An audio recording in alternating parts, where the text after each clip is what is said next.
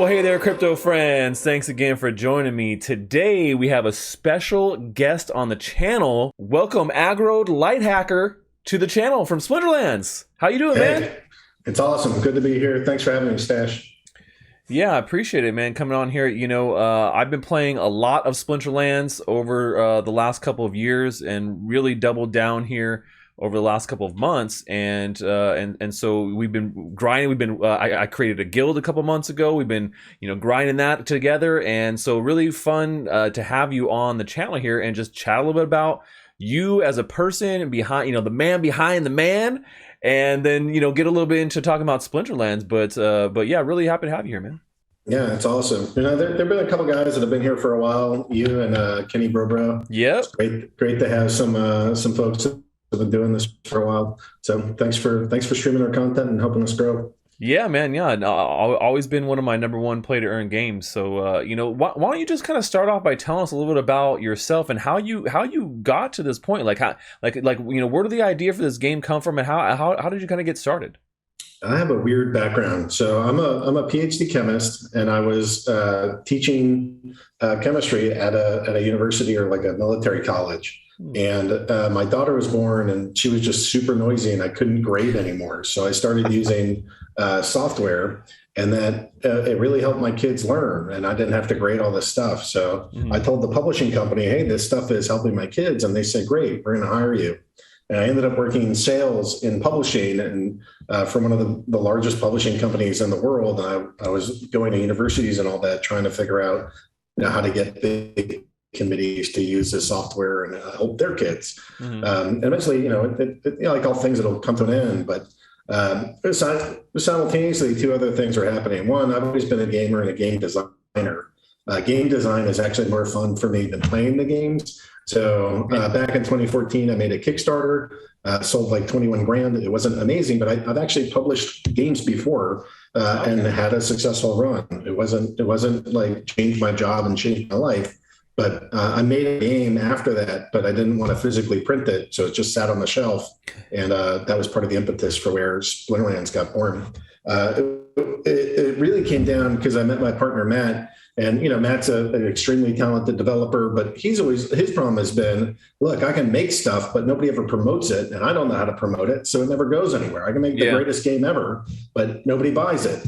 And my answer is I can design the greatest thing, but without somebody to actually produce it and create it as software, I can't do anything with it. So when the two of us met up, a match made in heaven.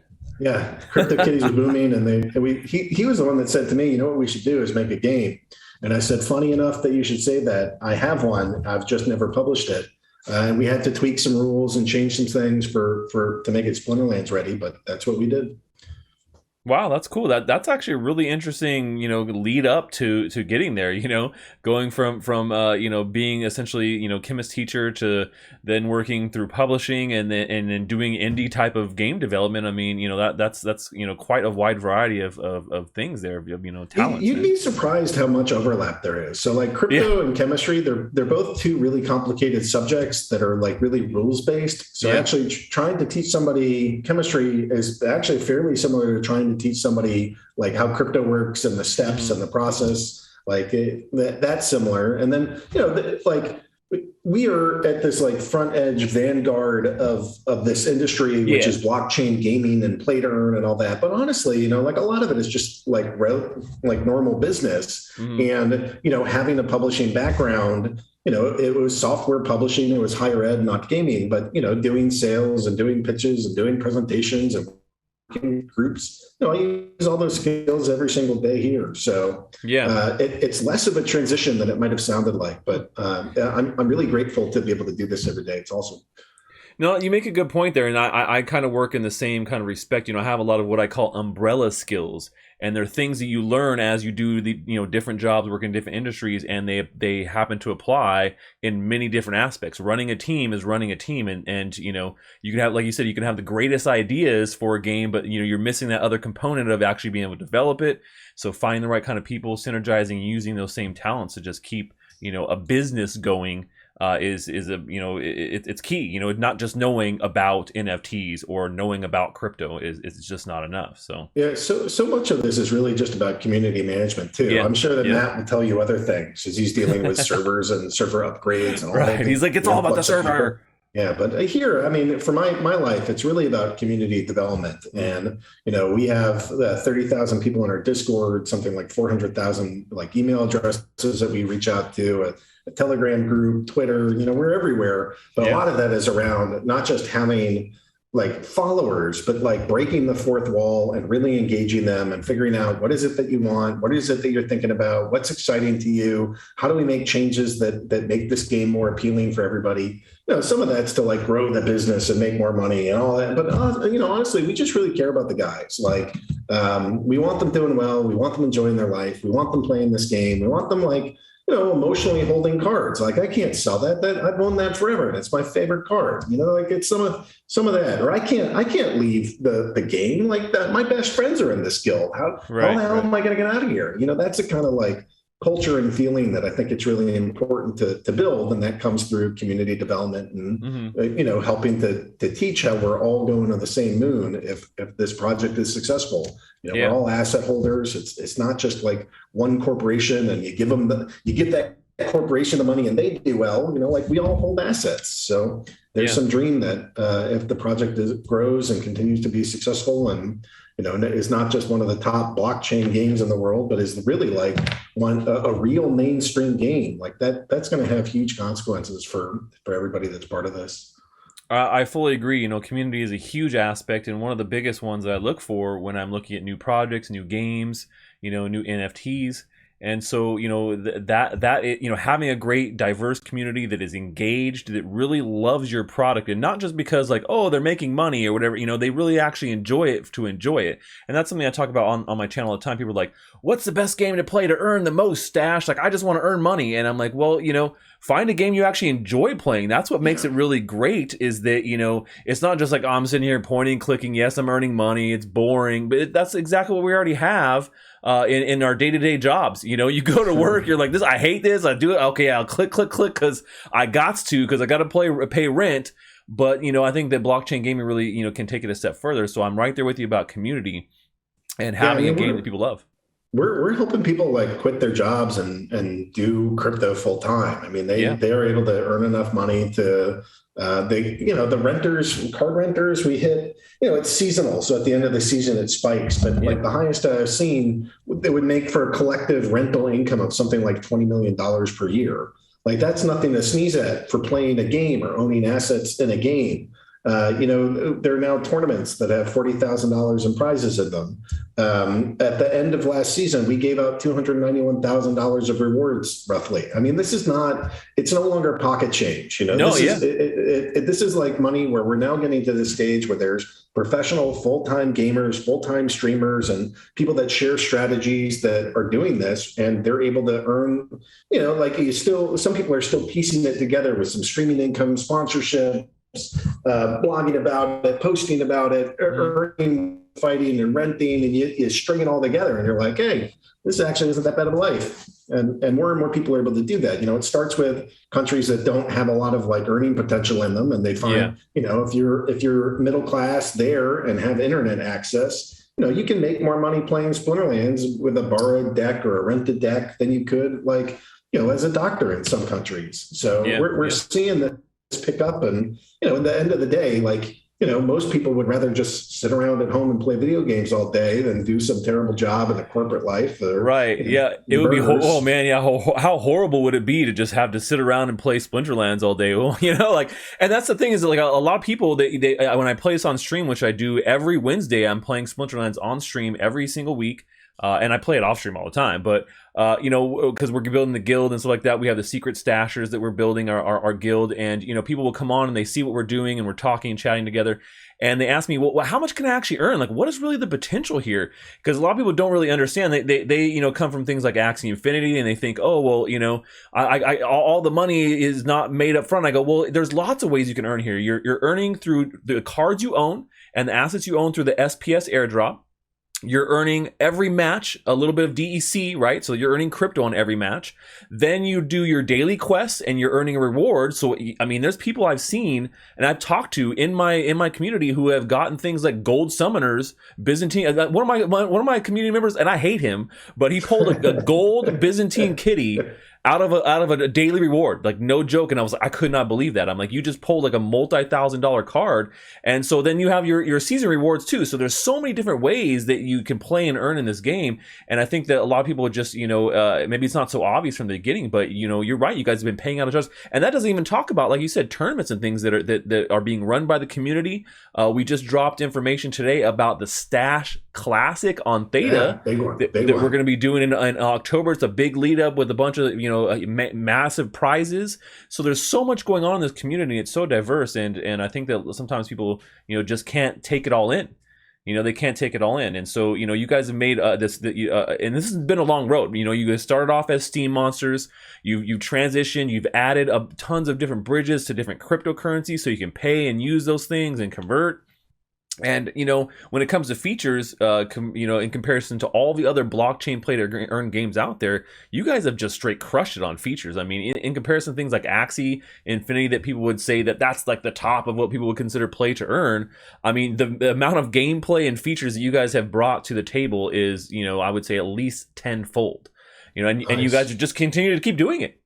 Yeah, we got some extremely talented developers, really, really dedicated people. My co-founder, Matt, I just think is an absolute genius. And, we're not challenged because a lot of our game is built in pretty common languages. So, we can find developers all over the world that can help us. And it's not, it's not some like secret code in Solidity that only like 50 developers know and you have to get one of them. It's like, it's JavaScript, it's Postgres, it's like things that normal developers know how to use. And so what we really look for is not like specialized talent, but just people that are gamers, people that love crypto, people that love gaming, and like can make good decisions around, how should this system work? And when does that do this? Or when you click this, what's that do? Like, people that are in that ecosystem and know it, we don't have to like handhold, which makes it so that we can produce new content a lot faster. Yeah, I know the players always want it faster than what we're doing, but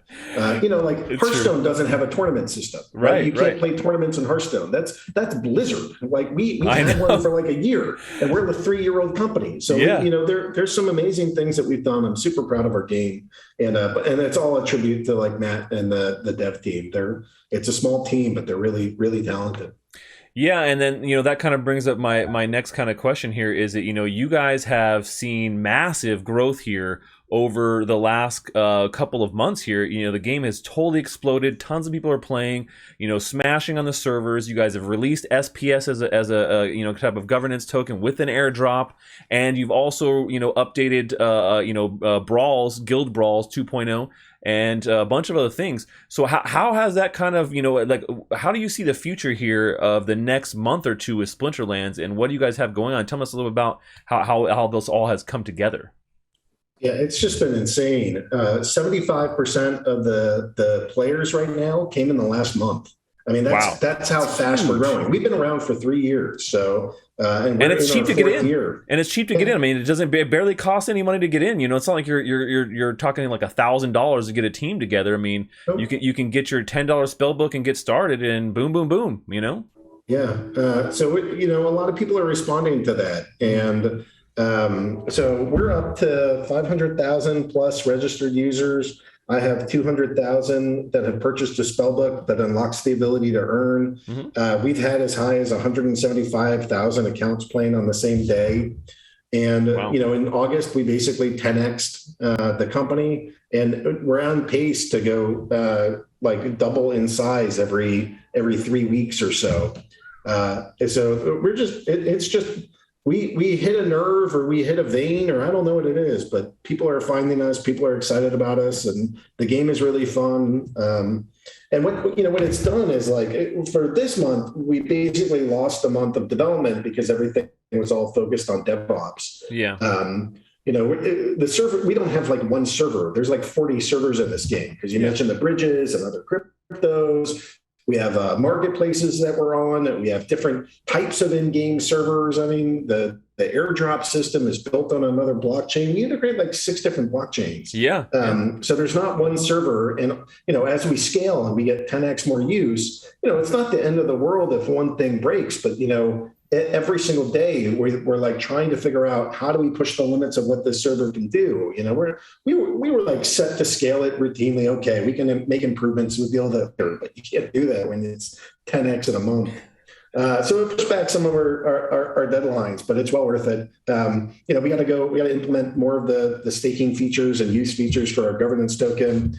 Brawls have rolled out, and that's really successful. There's some land is a big one. We sold land. We sold out of land. Yep. Prices have now like 10x or 50x. They're going up crazy. They're still going up. I mean, we sold plots originally at $10, and I'm seeing them around 460 or so. Yeah. And on wax, they can be even higher. So, so we have to go get that out, and that's been something that's been a big goal of ours. But there's only so many devs, and they only have so many hours on the day. And if the question is, do we develop more content that's new, or do we help the game operate? We know which one we have to do, and we make the decisions. And players are sort of annoyed, but they're pretty forgiving with us, just because we in the last year we've seen the card prices on the secondary market. They've gone up about 200x. Yeah, I mean that's absurd and insane. Like you're saying, you get $3,000 card pulls now. Yeah, that's mortgage payments. That's like rent payments. That's not like, hey, let's go out and have lunch. Thanks, Splinterlands. That's like somebody's paying off houses and rents and cars. Yeah. Like that's, I don't know. It's just astounding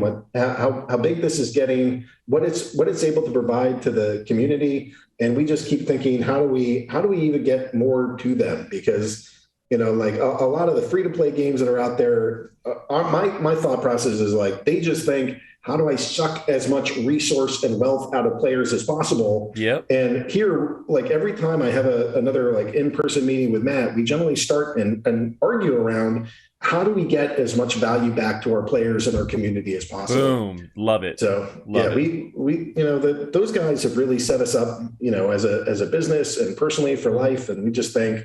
We want to do everything we can to make sure that they're successful. Like if I've always thought that if we can go help other people like generate income, we ourselves will do well. And I'm glad to see that philosophy has been working, because like you said, people are coming here left and right. I'm now getting like a whole bunch of exchanges contacting us. I'm having these big businesses and big national brands that you would recognize contact us. Everybody wants to figure out, how do we, there's lots of ways to like build an NFT platform that is getting not like standard. You don't see them everywhere, but people can build an NFT platform, but it's really hard to build an NFT game. And we're one of the few places that have a game that has a lot of engagement, and it's a lot of strategy. You play this like, we do commentary on this, and you can do commentary because it's kind of esports like, well, it looks like Matt Clark is going to go use a flesh golem. He's doing this here with the scarred llama mage, and he's facing off against the Lord of Darkness. Now we got to consider like, the cards, the people, the characters, the everything. You can talk about it, and because there's strategy and the skill sets, and I don't know. That's what we built here. Yeah, there's so much going on, and you're right. As far as NFT platforms and what people are out there building, it's easy to build some sort of like basic NFT something, but to really build a game that has a long-term viable economy and community, that is really the key that is incredibly hard. And I think we're even starting to see those issues with some of these bigger games out there that a lot of people play already, where the long-term viability of their economies and the way that they do rewards and things, they're not necessarily working out as good as maybe they had forethought. But I think Splinterlands has definitely, you guys have done a great job with thinking that through and proving it over the course of the last couple of years. I mean, like I said, this is like the original play to earn game. A lot of people don't realize that. I talk about all the time, like how old this game has been, how many years it's been around, and you guys are kind of like, the OGs of this space. And even when I found them, like you guys were already, it was, with Steam Monsters, you guys were doing it already. And I started building my collection, but that was in beta. I mean, I wasn't even around for alpha stuff. That is so. And like Ken Bozak was the one who actually originally was like, hey, check out this game, and he had been in it since alpha. And so I got in, and I didn't have any alpha cards, but I definitely went pretty strong on beta. And so with the kind of building, like you said, there's lots of strategy to it, and it's all about also building up your collection. And so now with all these people coming in, the question I get all the time now is like, well, hey, when do we get new packs? Because the packs are sold out, man. How do I get new cards? I'm like, well, you got to buy them in the marketplace or whatever now, but new packs are coming soon, right? Yeah. So thanks for bringing this up. This was this sort of the last thing I need to make sure that folks know is that we're getting ready for Chaos Legion.